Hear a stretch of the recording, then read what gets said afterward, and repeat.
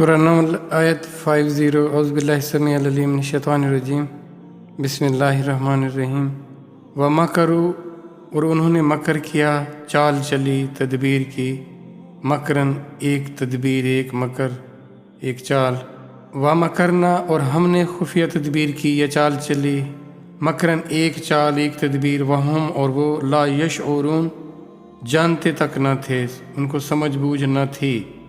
اگلی آیت دیکھیں، فنظر پس دیکھو، کیفا کیسا، کانا ہوا، عاقبۃ انجام، مکرہم ان کے مکر کا، انا کہ ہم نے دمرناہم ہم نے تباہ کر دیا انہیں، وقومہم اور ان کی قوم کو، اجمعین سب کو۔ آیت 52 دیکھیں، فتل کا اب یہ ہیں، بیوتہم ان کے گھر، خاویتاً گرے پڑے، بما ظلموا ان کے ظلم کے سبب، انا بے شک، فی ذالک اس میں، لآیتاً البتہ نشانی ہے، لی قومن اس قوم کے لیے، ان لوگوں کے لیے، یعلمون جو لوگ علم رکھتے ہیں، جانتے ہیں۔ 53 وانجینا اور ہم نے نجات دی، الذین وہ لوگ جو آمنوا ایمان لائے، وکانوا اور وہ تھے، یتقون پرہیزگاری کرتے۔ یہ تذکرہ تھا حضرت صالح علیہ السلام کی قوم کا کہ کس طرح انہوں نے اپنی طرف سے تدبیر کی، چال چلی کہ ان کا کام تمام کر دیا جائے، ان کو ختم کر دیا جائے۔ خفیہ تدبیر کر رہے تھے، چال چل رہے تھے، دوسری طرف سے اللہ کا حکم ہو رہا تھا اس کے ان فرشتوں کو کہ جاؤ ان کی بستی کو تباہ و برباد کر دو، ان کی قوم پوری کی پوری قوم کو تباہ کر دو۔ وہ ان کے گھر تباہ حال نظر آئیں گے، لیکن وہ لوگ نہیں نظر آئیں گے جو تدبیریں کیا کرتے تھے، مکر کیا کرتے تھے۔ اور ان میں سے ان لوگوں کو اللہ نے نجات دی جو ایمان لائے تھے اور انہوں نے تقوی اختیار کیا تھا، اپنے آپ کو اللہ کی نافرمانیوں سے بچاتے رہے تھے۔ وہ نجات کیا تھی؟ اللہ کی دی ہوئی نجات یہ نہیں ہوتی کہ کچھ وقت کے لیے، کچھ دیر کے لیے ہو۔ نجات سے مطلب کیا ہے؟ نجات سے مطلب یہ ہے کہ وہ جس جہان میں، جس فیز میں بھی ہیں، وہ نجات پائے ہوئے ہیں۔ تو انسان کا اس دنیا میں نجات پا جانا، یہیں سے سلسلہ شروع ہو جاتا ہے۔ اب نجات کن کو ملے گی؟ مغفرت، بخشش، بچت کن کی ہوگی؟ وہ جو ایمان لائیں گے اور تقوی اختیار کریں گے۔ تقوی کے لیے ہی سارا نظام ہے۔ یہ قرآن، یہ ساری شریعت، یہ سارے احکامات آپ کو تقوی پر لے کر آنے کے لیے ہیں۔ آپ نے مان لیا، ایمان لیا ہے، لیکن اس کو پریکٹیکلی کر کے دکھانا ہے، پوری طرح سے، ہر طرح سے اس پر عمل کرنا، پریکٹیکل کی طرف آ جانا تقوی ہے۔ ایمان تو آپ کے اندر کے جذبے کا نام ہے، ایک کیفیت کا نام ہے، اس کے اظہار کا، اس پر عمل کرنا تقوی ہے، اور بہترین درجے پر عمل کرنا۔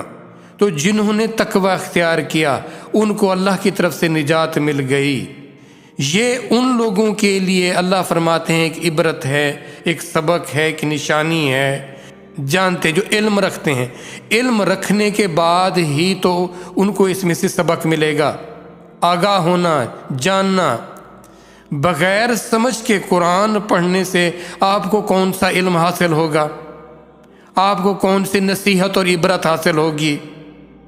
سوچیں نا، یہ جو سلسلہ ایک چلا ہوا ہے بغیر سمجھ کے قرآن پڑھنے کا، اور بیٹھ کے کئی پارے ختم کر دینے کا، کئی صورتیں پڑھ ڈالنے کا، اس سے کیا علم حاصل ہوتا ہے؟ کوئی بتا سکتا ہے کہ مجھے اس سے یہ علم حاصل ہوا؟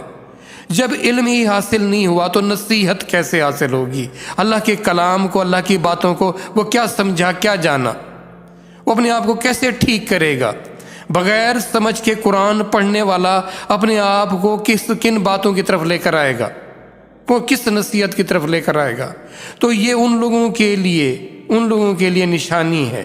اِنَّ فِي ذَلِكَ لَآیَةً لِقَوْمٍ یعلمون، جو علم رکھتے ہیں، علم والوں کے لیے، جاننے والوں کے لیے، ان کے لیے اللہ فرماتے ہیں۔ تو یہ ایک نشانی، آیت، ایک عبرت، ایک نصیحت ان لوگوں کے لیے ہوگی وہ یہ جانیں گے کہ پہلی قوموں نے کیا کیا تھا، کیا ایسے غلط کام کیے تھے، کیا ایسی نافرمانیاں کی تھیں جن کے سبب ان کو تباہ و برباد کر دیا گیا۔ تو اللہ کا قانون، اللہ کے اصول وہی ہیں۔ کون سا راستہ ہے نجات کا؟ ایمان اور تقوی کا راستہ ہے۔ نافرمانوں کے ساتھ اللہ کیا ان کا حشر کرتے ہیں؟ وہ بھی تو انسان تھے نا، آدم کی اولاد میں سے تھے، کوئی یہ تو نہیں تھے کوئی ان سے الگ تھے۔ وہ تقوی پر نہیں تھے، دیکھیں تقوی پر نہیں تھے، ورنہ تو انہوں نے یہ کہا تھا وہ اللہ کی قسم کھاتے ہیں، لیکن تقوی نہیں تھا، نافرمانیاں بھی تھی۔ اب جیسے ہم کہتے ہیں جی اللہ کو تو ہم مانتے تو ہیں، لیکن تقوی ہے کیا ہمارے ہاں؟ پوری کی پوری فرما برداری ہے کیا؟ کہ جی پوری کی پوری فرما برداری کیوں؟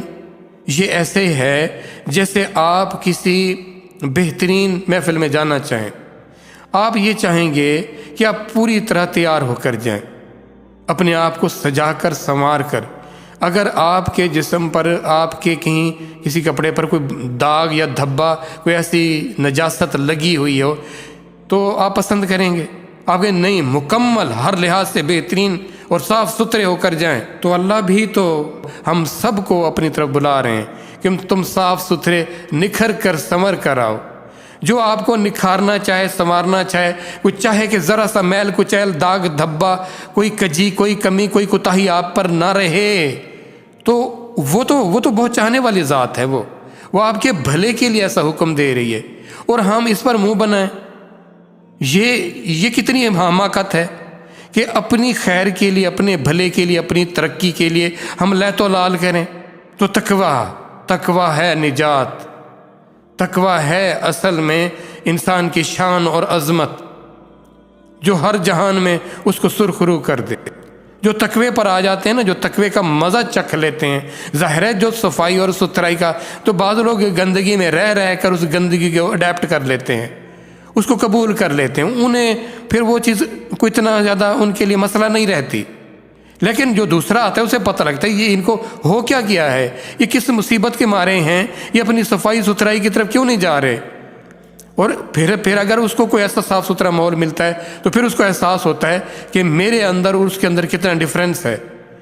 تو اپنے آپ کو صاف ستھرا، اجلا، نکھرا کرنے کے لیے آپ کیوں پس و پیش کرتے ہیں؟ کیوں بہانے، کیوں عذر تلاش کرتے پھرتے ہیں؟ تو جو تم میں سے جتنا تقوی والا ہوگا اللہ کے ہاں اس کا اتنا مقام اور مرتبہ ہوگا۔